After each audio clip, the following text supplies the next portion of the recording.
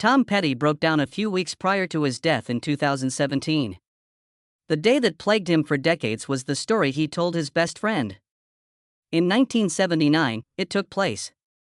Tom turned aside as someone was dying. He didn't return. He referred to it as the most cowardly act he had ever done. Through all of his relationships, tours, and songs, the humiliation dogged him. He attempted to use medicines to numb it. There was no success. Your heart will be broken by what he did that day. All of the reasons he lived the way he did are explained by music. At precisely 5:51 p.m. on October 20, 1950, Tom Petty was born. In Florida, in Gainesville. He was born to Earl, a traveling salesman who was rarely home, and Kitty, a local tax office employee. Their home was located in the Duck Pond, a peaceful neighborhood with mossy trees and old Victorian houses. From the outside, the area appeared serene, music. However, things were far from tranquil inside the little house. Earl, Tom's father, was prone to anger management issues and alcoholism. And the beatings had started by the time Tom turned 5. Tom unintentionally struck the fin of a gleaming 1955 Cadillac while playing with a catapult in the yard one day in 1955. The driver arrived at their residence in a rage. When he got home that night, Earl removed his belt and pounded his son until his entire body was covered in raised welts from head to toe. Kitty whispered to him, "This is bad. Your father's not going to like this." Tom sobbed silently as Kitty and his grandma lay him on the bed, undressed him, and applied cotton and alcohol to the wounds. This was not the last instance. When his father approached, Tom learned early on how to blend in. He took solace in his mother. Kind, quiet, and musical, Kitty was a sweetheart. She had a radio on all the time and taught him country tunes. Her life, however, was difficult. She suffered from cancer and epilepsy. And through the tempest of Earl's turbulent moods, she silently waited. Years later, Tom was playing with his band, Mud Crutch, when the family went fishing one day. Earl had too many beers and collided with another automobile on the way back. All were rendered unconscious. Kitty's condition never improved. That day made her weaker and more reclusive. And when she passed away on October 21, 1980, just one day after Tom turned 30, he claimed to have known she was deteriorating long before that. At the age of 10, things changed once more. It was 1961 summer. His uncle, Earl Jernigan, who was in the film industry, took him to an Ocala filming. Elvis Presley starred in the film, Follow That Dream. In an attempt to get a sight, hundreds of people jammed the streets. After that, Elvis came out looking like a god and strolled, straight by little Tom, stopping just long enough to shake his hand. Tom was too astonished to talk and stood motionless. It was like a lightning strike at that moment. He exchanged his slingshot for a complete stack, of Elvis 45s with his friend Keith Harbin when he arrived home. He played them repeatedly after locking himself in his room. He was indifferent to his parents' suspicions that he was flawed. He had discovered something more powerful than dread. Music had found him. 7 years after Tom's birth, in 1957, his younger brother Bruce was born. The family was disintegrating by the time Bruce was able to walk. Earl had a precarious job. He brought home less money, drank more, and gambled. The yelling filled the house. In order to avoid being struck, Bruce learned to play sports and keep his head down. Tom used television and music to escape, but it was insufficient to shield him from what he witnessed. He saw his father become enraged and his mother deteriorate due to her illness. It caused a scar that never fully went away. When Tom was 14 years old in 1964, he had the opportunity to transform all of that suffering into something new. He was asked whether he knew of a band that could perform at the school dance by Cindy, a female at Howard Bishop Junior High. He said yes while lying. He then gathered some friends and formed a new one. They identified as the Sundowners. Using old carpet to block out the noise, they rehearsed in a wooden shed that was connected to the family home. They began performing on Friday nights for $100 each after winning a battle of the bands competition that summer. That February, everything changed after the Beatles made an appearance on The Ed Sullivan Show. "I didn't have to be Elvis," Tom said when he heard me say, "I want to hold your hand," at the Teen Time Center. All he needed was some song to say and a guitar. However, in 1966, the band's situation deteriorated. Near the University of Florida, in the Delta Upsilon frat house, they were getting ready for a performance. Dennis Lee, Tom's drummer, and Tom got into a fight. Threats of music replaced the words. Dennis struck him hard in the face and continued to strike. As Tom was beaten to the ground, fraternity boys stood by and cheered. When his mother noticed the damage, she sobbed all night long. And the Sundowners were gone. Earl never understood Tom, even though he paid $35 for his first guitar at Sears. Earl desired a son who was tough, engaged in sports, and went hunting. That was not how Tom was. Quiet, reflective, and totally enamored with music, he was. It only became more intense after the Elvis moment. With the Beatles' arrival in America, the world seemed to shift from black and white to color. Among the 75 million people that attended their Ed Sullivan Show on February 9, 1964, was Tom. Every time a comedy sketch came on, he waited to see it again. Everyone in his immediate vicinity could see that something had gone wrong after that evening. Music was Tom Petty's destiny. Despite all the obstacles, he managed to complete Gainesville High School and music, graduated in 1968, all the while participating in bands and allowing his hair to grow out, which caused him to receive odd looks from locals. Following the dissolution of the Sundowners, Tom got to know Mike Music Campbell, a guitarist. Their connection was immediate. Ben Montench, a sharp-eyed keyboardist with classical training, was one of the local lads that joined them in playing together and becoming Mudcrutch. They practiced music at Mudcrutch Farm, a dilapidated farmhouse on NW 45th Avenue, developed their sound, and performed across Florida. It wasn't just a name.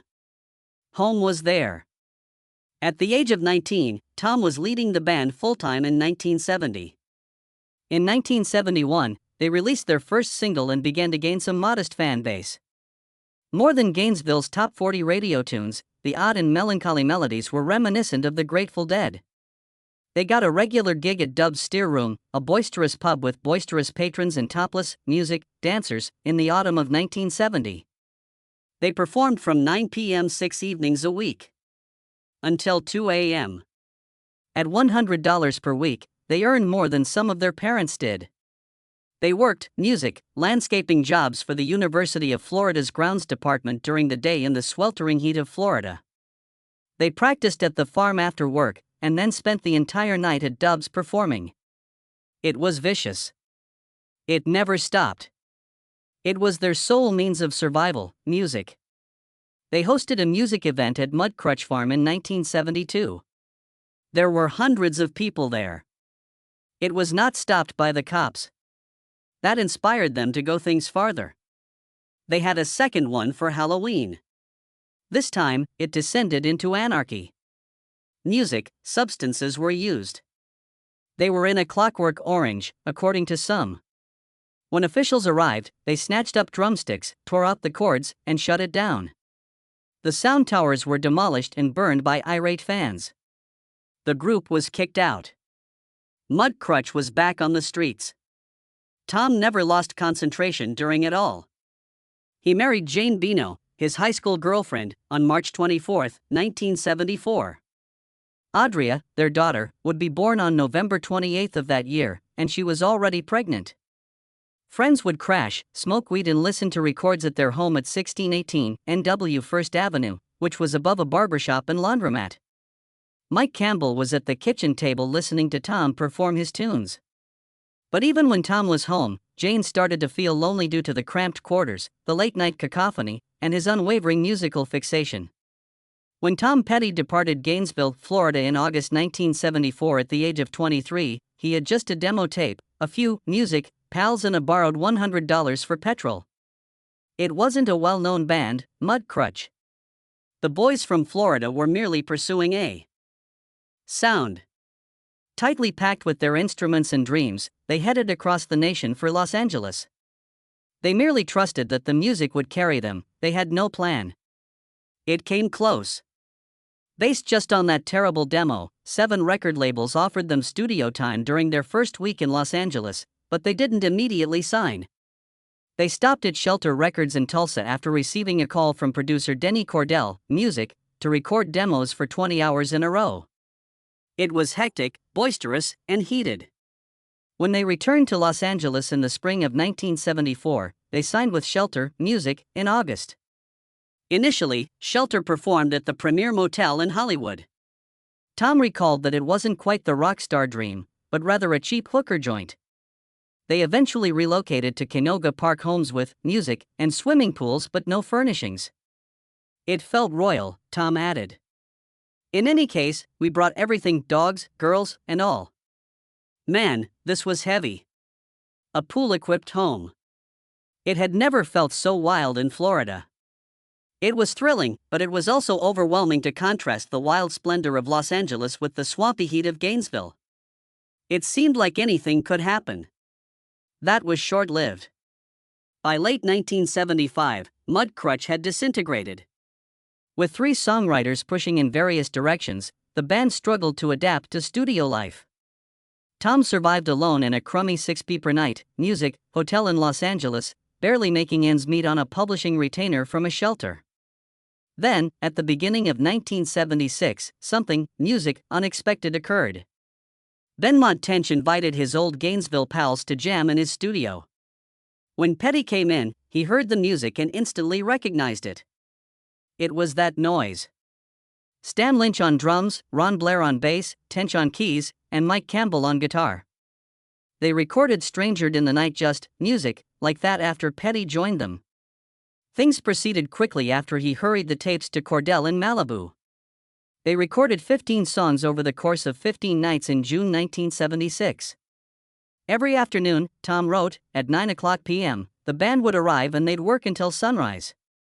1 song per night, no breaks. It was raw and exhausting. They called themselves Tom Petty and the Heartbreakers. And they had no idea what was coming. Their debut album dropped on November 9, 1976. It sold only 6,500 copies in the first 3 months. Breakdown flopped, but then early in 1977, they opened for Blondie at the Whiskey. The critics went wild. That led to a UK tour in the spring, opening for Neil Slogren, and everything exploded. American Girl and Anything That's Rock and Roll took over British radio. The crowds lost their minds. Tom remembered landing in London at 7:30 in the morning and facing a full press swarm. It never slowed down. For 2 months, they, music, were chased across the UK. Girls stormed the stage. Security couldn't keep them back. They weren't just opening anymore. They were, music, headlining. When they re-released Breakdown in late 1977, it hit then 40 on the Billboard chart in 1978. The thing that flopped the first time was now the thing pulling them back up. Music, in March 1979, Shelter Records got sold off to MCA. The moment it happened, Tom Petty felt betrayed. He had a clause in his contract that said, music, he had to be consulted before anyone could sell his name to another company, but no one called him. Suddenly, MCA owned him. He said he wouldn't be bought and sold like meat. Music, so MCA sued him. They locked him out of recording, performing, or signing with anyone else. They tried to bury him with lawsuits, 9 of them. At the same time, Petty went into the studio and started recording anyway. He didn't ask for permission. He paid out of pocket, racking up more than $500,000 in recording costs for what would become Damn the Torpedoes.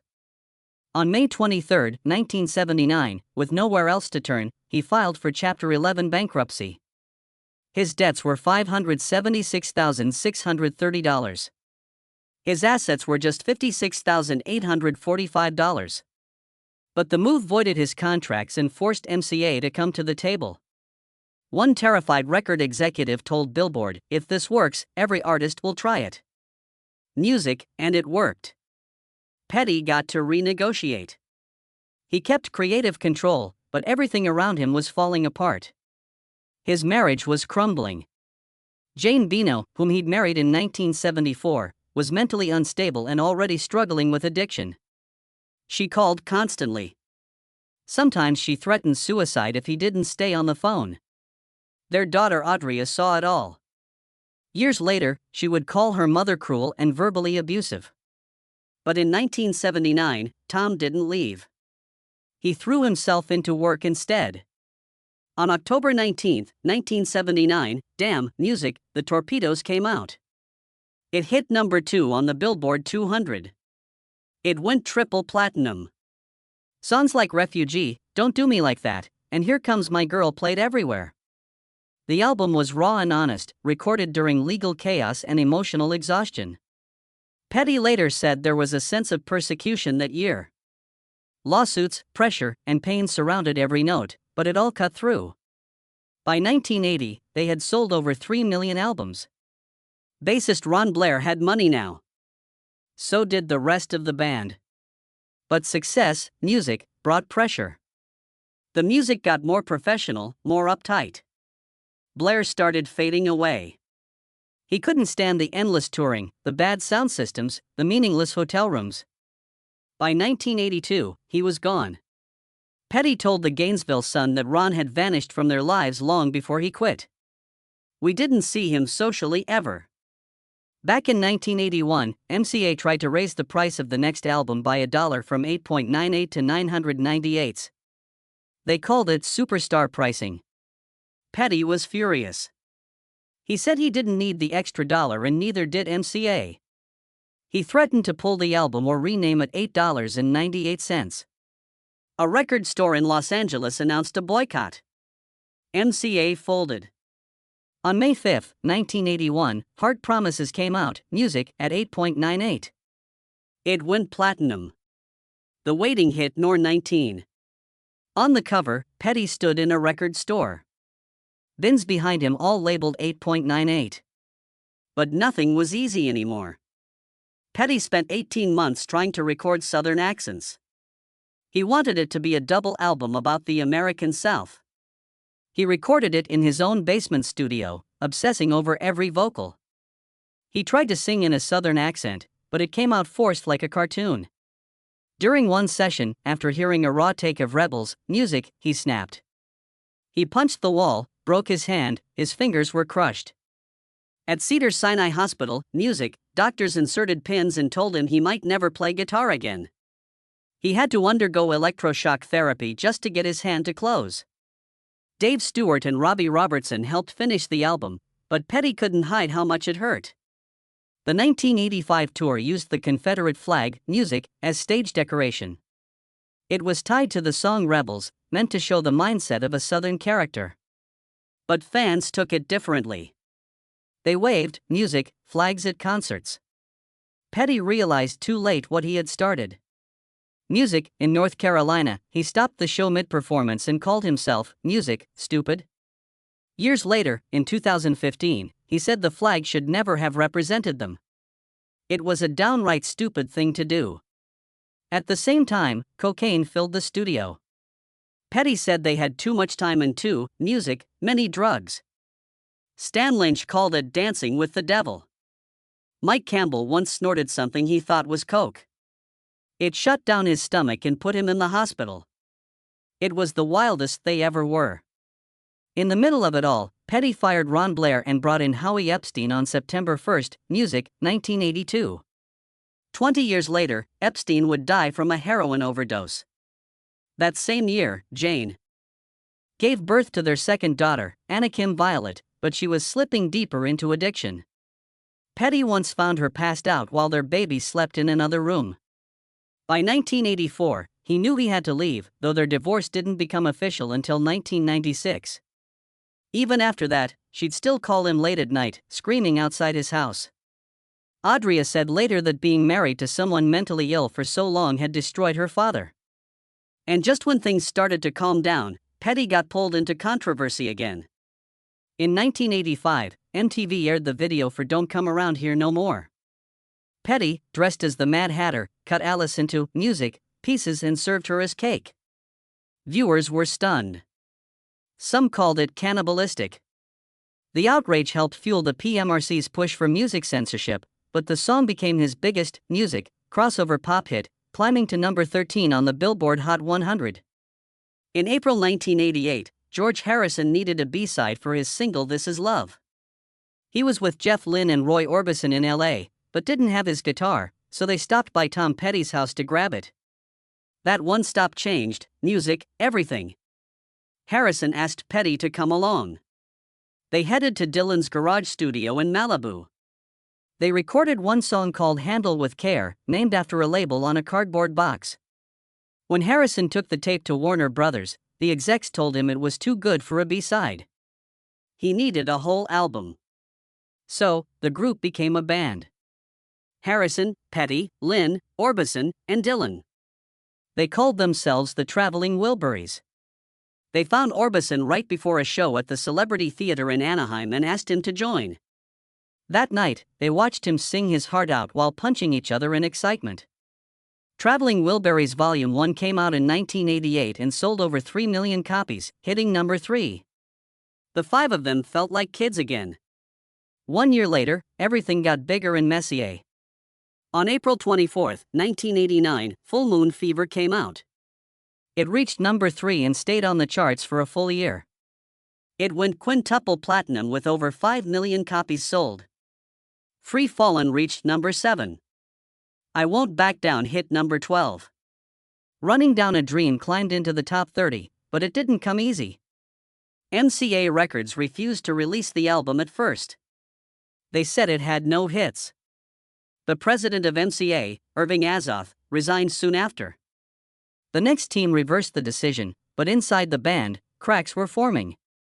Mike Campbell had played almost everything on the album with Jeff Lynne producing. Music, Stan Lynch felt it was the start of Petty going solo.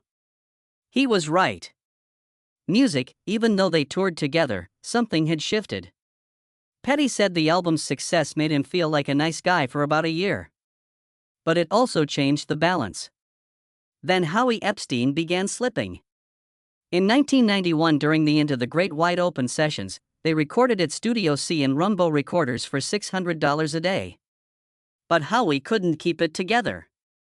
He was using heroin, showing up late, music, disappearing. The band found out he was stealing money from the studio to buy drugs. They had to confront him. It worked for a little while, but nothing held for long. Still, the music came through. Learning to Fly spent 6 straight weeks at number 1 on the mainstream rock, music, tracks chart, tying the waiting from 1981. The title track's music video starred Johnny, Music, Depp. It looked like success, but inside things were unraveling. Between July 1992 and April 1994, Petty poured everything into Music, Wildflowers. He called it the divorce album. Jane was gone by then, but the wounds were fresh. Producer Rick Rubin said Petty didn't want to leave the studio. It was the only place he, Music, felt safe. He recorded 26 to 28 songs, but Warner Brothers made him cut it to 15.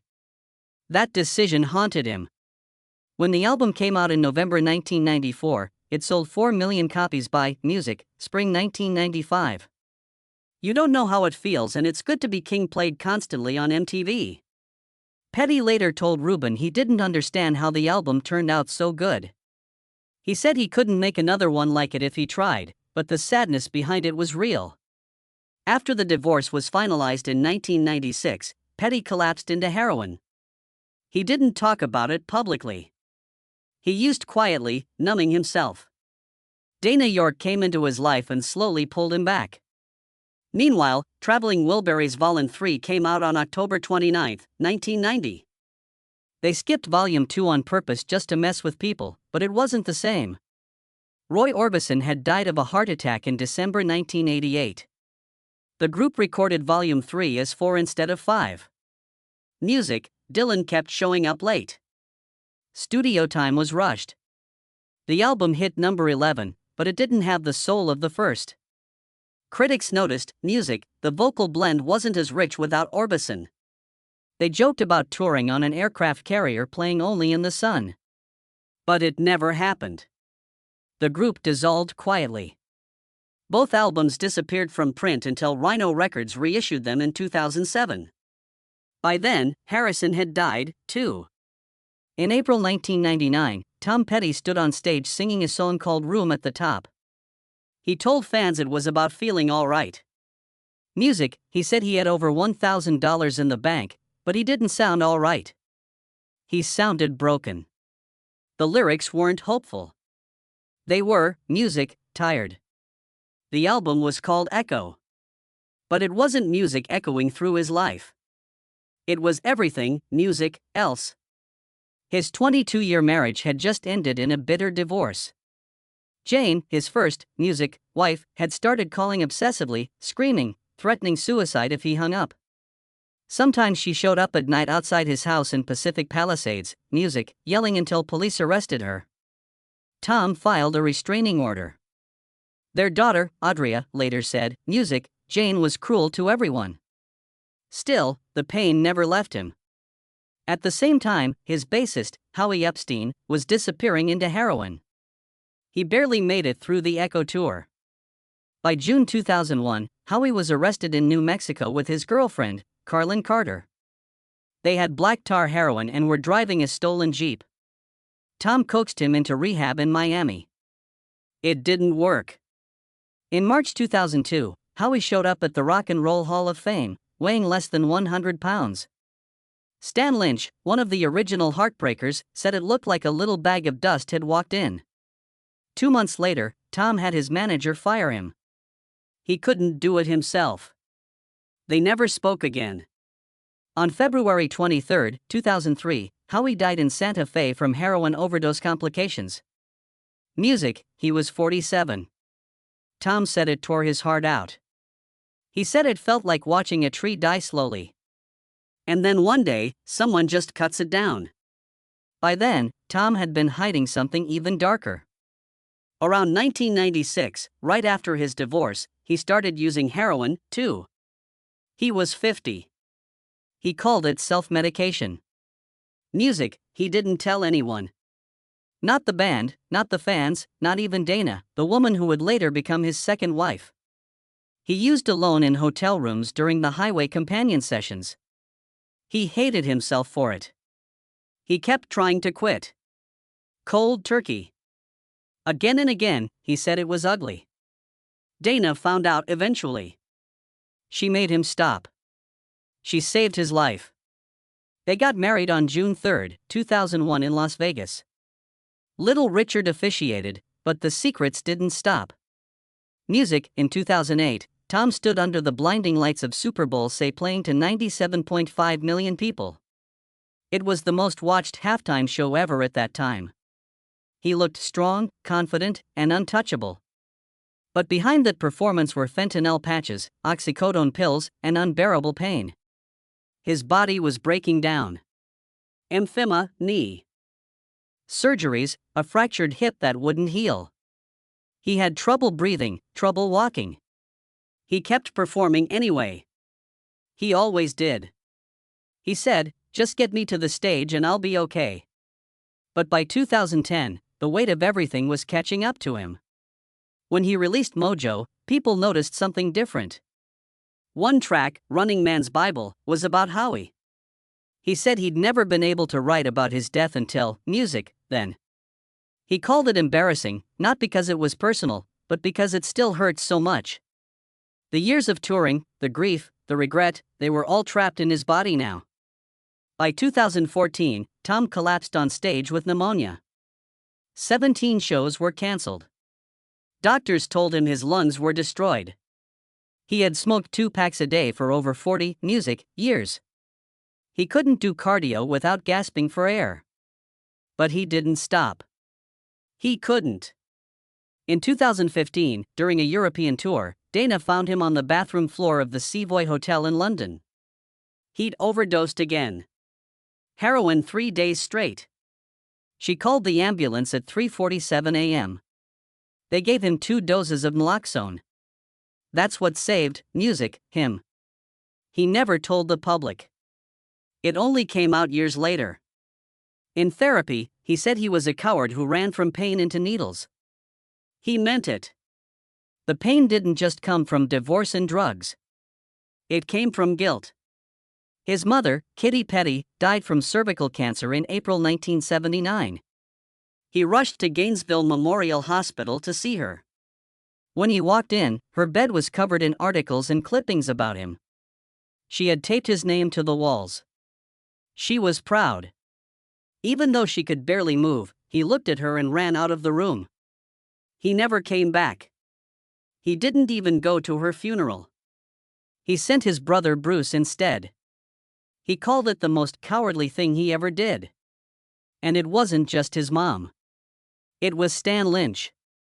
They'd played together for 18 years. Tom fired him in 1994 over creative disagreements during Wildflowers. Music, he never made it right. Stan needed patience. Howie needed tough love. He gave neither. He said it out loud near the end. I failed the people who needed me most. Even Jane, his first wife, never got closure. By 2010, she was, music, institutionalized full-time in California for depression and anxiety. He only visited her twice in 7 years. He couldn't face her. He wrote in his journal that he'd watched 2 women fall apart while he toured and ran. Music, he knew the pattern. He just couldn't break it. In April 2017, Tom began his 40th anniversary tour. It started in Oklahoma City. It ended at the Hollywood Bowl in Los Angeles. 53 shows across 3 countries. They sold over 637,000 tickets. Made over $61 million. On music stage, he was limping. Off stage, he was being carried in a golf cart. His hip was fractured. He didn't tell anyone. On the night of the last show, September 25, 2017, some fans noticed he looked tired. He smiled anyway. Just get me to the stage. 1 week later, on October 2, 2017, Tom was found unconscious at his Malibu home. He died that evening. He was 66. The coroner said it was multisystem organ failure from mixed drug toxicity. Fentanyl, oxycodone, temazepam, alprazolam, citalopram, acetyl, fentanyl, dyspropion, fentanyl. He had emphysema, knee problems. His hip had fully broken that day. His family believed the pain was unbearable. The medicine was too much. It was supposed to help. It killed him instead.